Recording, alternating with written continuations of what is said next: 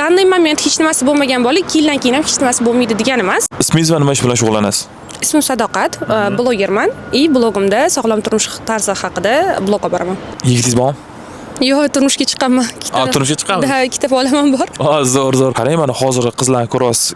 Geylik, mahr degan temalar ancha ko'tarilib ketib qoldi. Shu bo'yicha qisqacha o'zingizni fikringizni aytib keta olasizmi?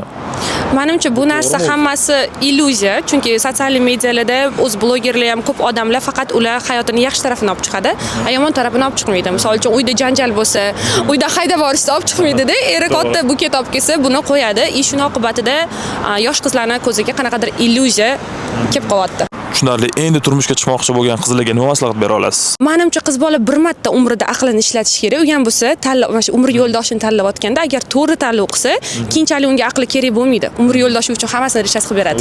Shaxsan o'zimda ham shunaqa bo'lgan. Turmush o'rtog'im bilan bir-birini sevib qolgan paytimizda 18 yosh edim va ular talab edilar. Boshqa hech narsalari yo'q. Sevib turmush qurgansiz. Shunaqa. Maslahat berasizmi? Конечно. Sizga rahmat, vaqtingizni ajratganingiz uchun. Mayli, sizlarga ham rahmat. Qizlarjonlar o'zingizlarning ustingizda ishlanglar. Shunda o'zingizga o'xshagan odam atrofingizda yig'iladi.